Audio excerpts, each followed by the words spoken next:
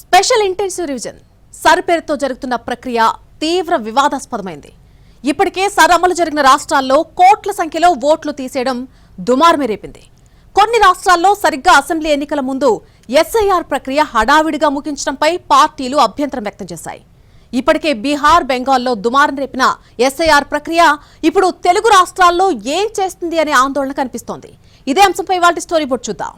మొన్నటికి మొన్న బెంగాల్లో, అంతకుముందు బీహార్లో జరిగిన సర్ వివాదాస్పదమైంది. ఎందుకనైంది? ముఖ్యంగా మైనార్టీల ఓట్ల తొలగింపు విషయంలో చాలా అభ్యంతరాలొచ్చాయి. ఇదే సమయంలో ఎస్ఐఆర్ ఎందుకు అవసరమో ఎప్పటికప్పుడు ఈసీ వివరణ ఇస్తూనే ఉంది. 5 దశల్లో జరిగే సర్ ప్రక్రియ కారణంగా ఓటర్ల జాబితాలో పారదర్శకత సాధ్యమవుతుందని చెబుతోంది.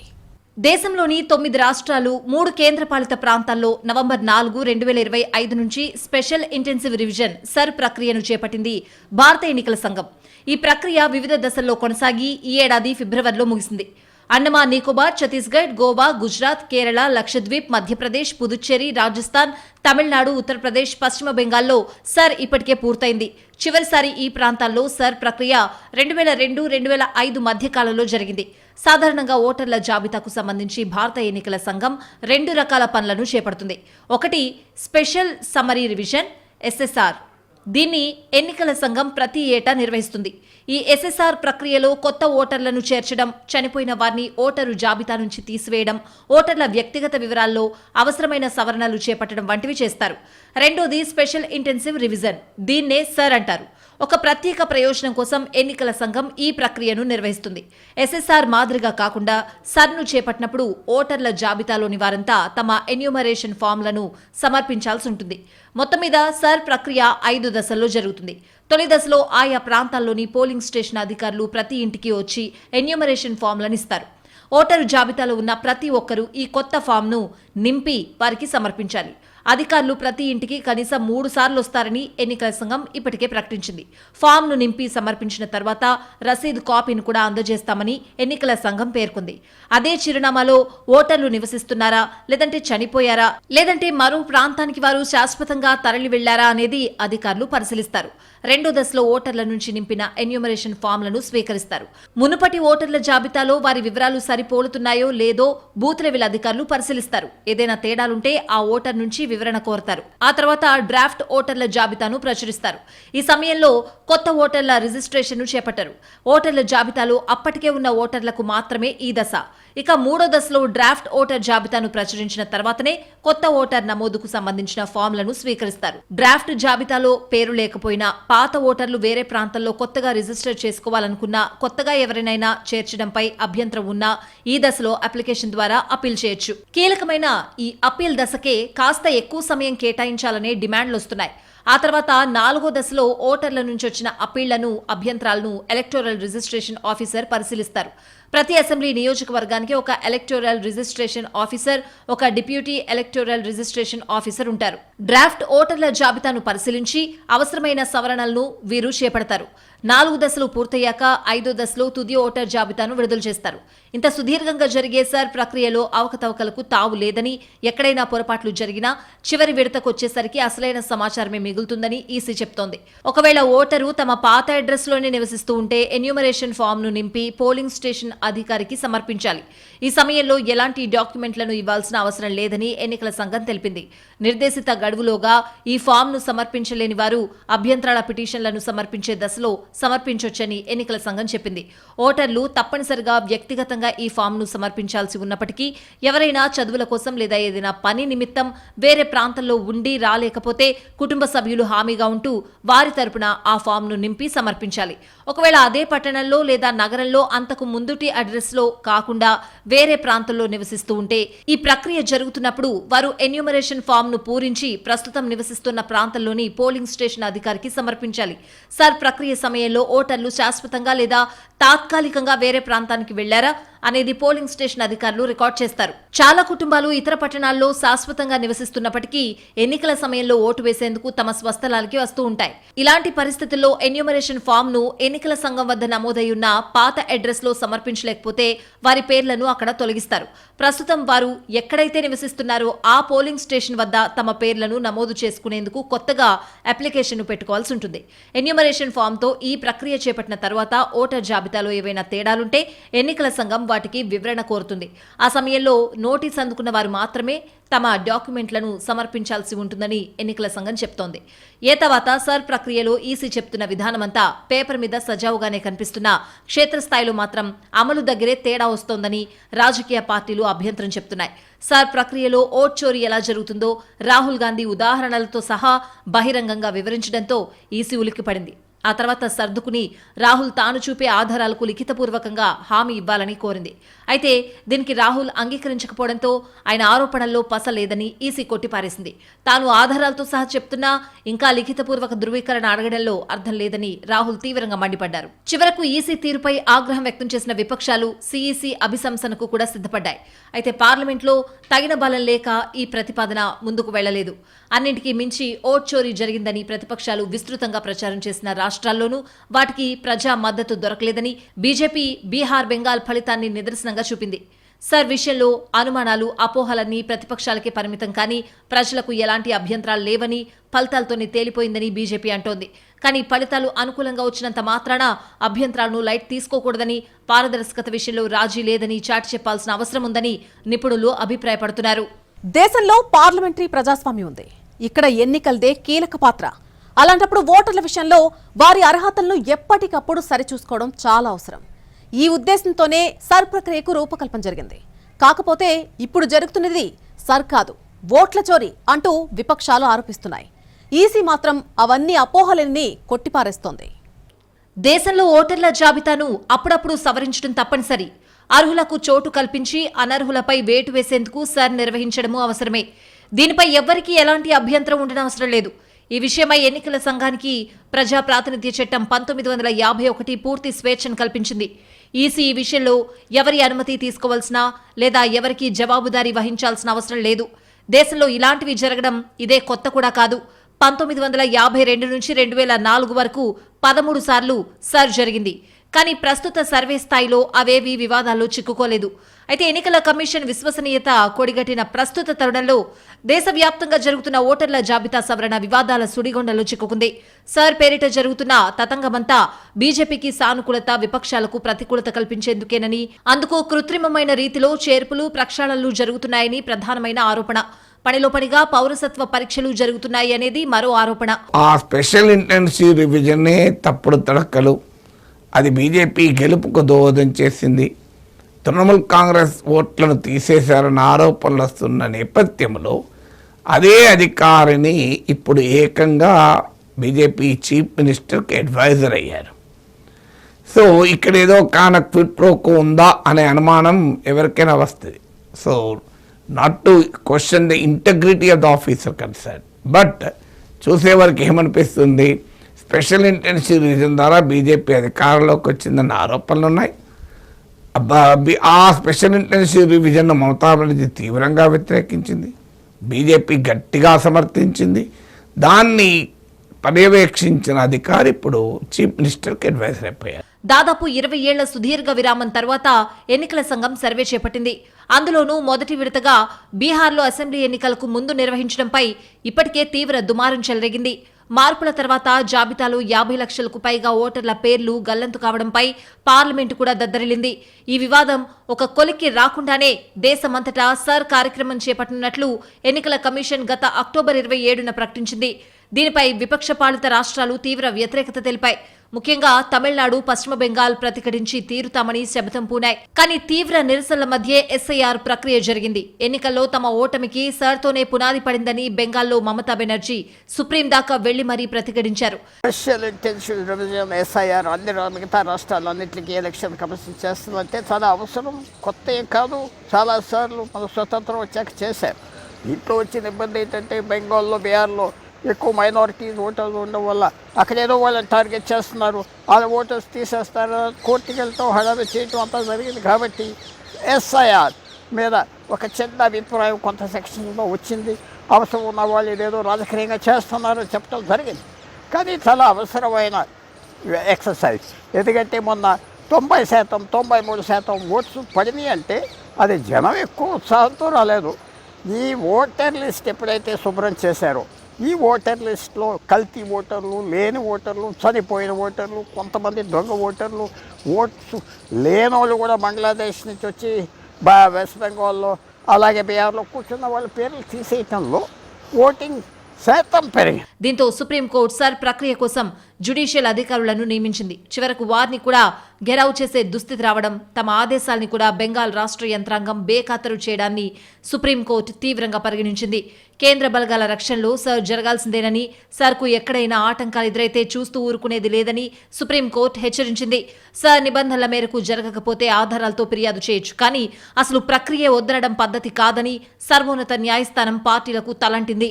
ఉత్తరప్రదేశ్ సర్లో ఏకంగా సుమారు 20% ఓటర్ల పేర్లు అంటే 2.89 కోట్ల ఓట్లు గల్లంతవడం కలకలం రేపింది.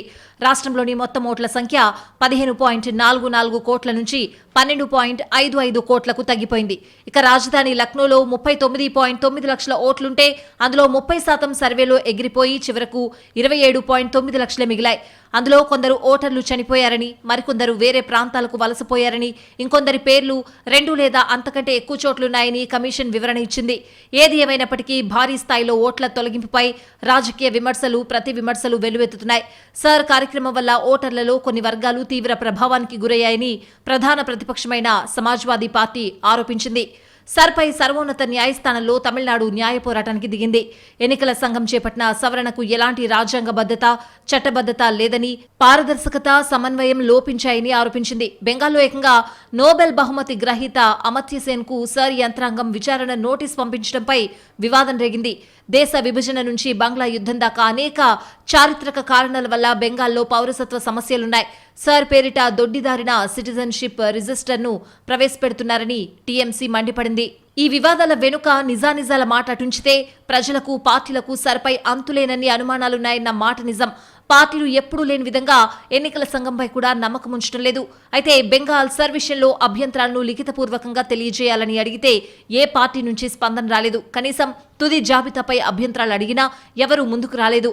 తగినంత సమయం ఇచ్చిన తర్వాత కూడా ఎలాంటి స్పందన లేకపోవడంతో సర్ను రాజకీయ వివాదంగా మార్చొద్దని సుప్రీంకోర్టు చెప్పాల్సొచ్చింది.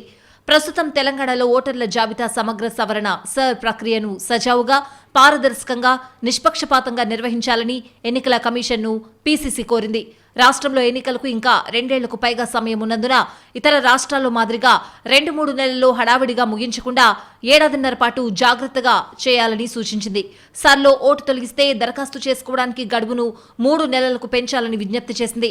ఇప్పటికే జనగణన ప్రక్రియ జరుగుతున్నందున దాంతోపాటే సర్ నిర్వహిస్తే సిబ్బందిపై ఒత్తిడి పెరుగుతుందనే ఆందోళన కూడా ఉంది. బూత్ లెవెల్ అధికారులు ప్రత్యక్షంగా 3-4 సార్లు ప్రతి ఇంటికి వెళ్లి ఓటు తనిఖీ చేయాలి. విదేశీయులు ఉన్నారనే నెపంతో ఓట్లు తొలగించే ప్రక్రియ సరికాదనే సూచనలొస్తున్నాయి. ఓటర్ల జాబితాలో పారదర్శకత కోసం సర్ అవసరమే అనే వాదనతో అన్ని పార్టీలు ఏకీభవిస్తున్నాయి. కానీ సర్ ప్రక్రియకు ఎంచుకుంటున్న సమయం, సందర్భంపై మాత్రం భిన్న అభిప్రాయాలొస్తున్నాయి. ఇక్కడ అవకతవకలు ఉన్నాయా లేదా అనేది పక్కన పెడితే అసలు అనుమానాలు కలిగేలా ఎందుకు వ్యవహరించాలనే ప్రశ్నకు మాత్రం ఖచ్చితంగా జవాబు వెతకాల్సిందే. అటు పార్టీలు, ఇటు ఓటర్లందరిలోనూ నమ్మకం కలిగించే విధంగా ఈసీ విధానాలకు పదును పెట్టాలనే సలహాలొస్తున్నాయి. అనవసర ఆందోళనలు, వివాదాలకు తావివ్వకుండా ఎవ్వరూ వేలెత్తి చూపడానికి వీల్లేని విధంగా తెలుగు రాష్ట్రాల్లో సర్ జరగాలనే భావన వ్యక్తమవుతోంది. అయితే మన దగ్గర బీహార్, బెంగాల్ మాదిరి రగడకు ఆస్కారం లేదని, ఇక్కడ చాలా వరకు ఓటర్లకు సరైన పత్రాలుంటాయనే అభిప్రాయాలు కూడా లేకపోలేదు. అసలు ఎస్ఐఆర్ ప్రక్రియ అనేది ఇప్పుడే కొత్తగా చేపడుతున్న ప్రక్రియ కాదు అనేది అందరికీ తెలిసిన వాస్తవమే. కానీ సరిగ్గా ఎన్నికలు ముంచుకొస్తున్నప్పుడే ఆదరాబాద్రాగా సర్ పేరుతో ఓటర్లను హడలగొట్టడం ఏంటి అనేదే ప్రధాన ప్రశ్న. ఇప్పుడు తెలుగు రాష్ట్రాల్లో కూడా ఎస్ఐఆర్ మొదలు కావడంతో ఇక్కడైనా కాస్త నిదానంగా సర్ ప్రక్రియ చేపట్టాలని, హడావిడి చేయొద్దని స్థానిక పార్టీలు కోరుతున్నాయి. సర్ విషయంలో విమర్శలు, ప్రతి విమర్శలకు తెరపడ్డలేదు. ఓసారి ప్రతిపక్షాల వాదన నిజమేనని, మరోసారి ఈసీ వివరణ సరిగ్గానే ఉందని అనిపిస్తూ ఉండడంతో ఓటర్లు మరింతగా అయోమయానికి గురవుతున్నారు. బీహార్లో సర్ చేపట్టినప్పుడు ఓట్ చోరీ జరిగిందని కాంగ్రెస్ ఆరోపించింది. ఆ సమయంలో లక్షల మంది అర్హులైన ఓటర్లను జాబితా నుంచి తొలగించారని అంటోంది. इलेक्शन कमीशन बीजेपी का अंक का काम कर रहा है, अपना काम नहीं कर रहा है. महाराष्ट्र में लोकसभा और विधानसभा के बीच में 1 करोड़ नए वोटर आ गए. आज तक किसी को नहीं मालूम ये वोटर कौन थे और कहां से आए. సర్ అంటేనే ఓట్ చోరీ అంటూ విపక్షాలు చేసే ఆరోపణలను ఎన్నికల సంఘం కొట్టేస్తోంది. సర్ అవసరాన్ని ఎన్నికల సంఘం నొక్కి చెప్తోంది. వేగవంతమైన పట్టణీకరణ, పెద్ద ఎత్తున వలసలు, యువ పౌరులు ఓటు వేసేందుకు అర్హులుగా మారడం, ఎన్నికల జాబితాలో అక్రమంగా విదేశీయులను చేర్చడం వంటి వాటి దృష్ట్యా ఓటర్ల జాబితాను పూర్తిగా సవరించాల్సిన అవసరం ఉందని ఎన్నికల సంఘం వాదిస్తోంది. బీహార్లో అనుభవాలను బట్టి సర్ ప్రక్రియలో ఎన్నికల సంఘం ఎన్నో మార్పులు చేసిందని మాజీ సీఈసీలు కూడా చెబుతున్నారు. ఎన్యూమరేషన్ ఫామ్ను సమర్పించేటప్పుడు ఎలాంటి డాక్యుమెంట్ను అందించాల్సిన అవసరం లేకపోవడం దీనిలో భాగమేనని చెబుతున్నారు. ఇక తెలుగు రాష్ట్రాల విషయానికొస్తే చివరిసారిగా ఉమ్మడి ఆంధ్రప్రదేశ్లో 2002లో సర్ ప్రక్రియను చేపట్టారు. ఆ తర్వాత ఇప్పటిదాకా సర్ ప్రక్రియ జరగలేదు. అయితే ప్రస్తుతం ఎన్నికల సంఘం చేపడుతున్న సర్ ప్రక్రియకు 3 నెలలు సరిపోవని నిపుణులు అంటున్నారు. తమ పత్రాలు సమర్పించుకునేందుకు ప్రజలకు తగినంత సమయం ఇవ్వాలని చెప్తున్నారు. ఎన్నికల సంఘానికి సర్ను నిర్వహించే అధికారం ఉంటుంది. కానీ దాన్ని సరిగ్గా చేపట్టేందుకు రాష్ట్ర ప్రభుత్వం నుంచి పూర్తి సాయం, మద్దతు అవసరం. ఒకవేళ రాష్ట్ర ప్రభుత్వం ఎన్నికల సంఘానికి సహకరించకపోతే ఈ ప్రక్రియ క్లిష్టమవుతుంది. అలా కాకుండా రాష్ట్రాల నుంచి సహకారం అందాలంటే అనవసర అపోహలు, అపార్థాలకు తావివ్వకూడదు. రాజకీయ పార్టీల అభ్యంతరాలను కూడా పరిగణలోకి తీసుకోవాలి.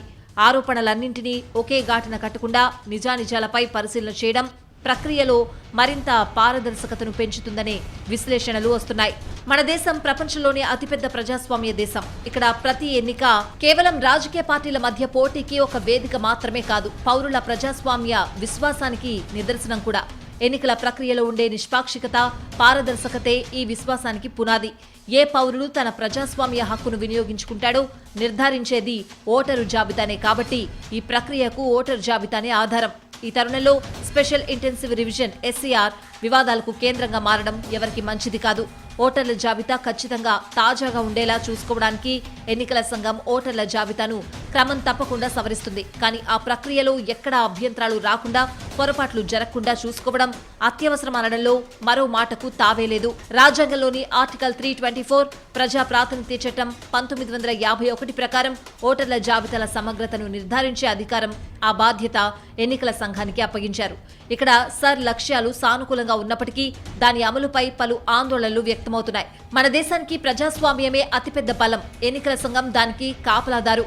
స్పెషల్ ఇంటెన్సివ్ రివిజన్ వంటి కార్యక్రమాలను పారదర్శకతతో, విస్తృత భాగస్వామ్యంతో అమలు చేస్తే అవి ఎన్నికల ప్రక్రియను మరింత బలోపేతం చేయగలవు. కానీ వాటిపై సందేహాలు మిగులుంటే అది సంస్థాగత విశ్వాసాన్ని బలహీనపరుస్తుంది.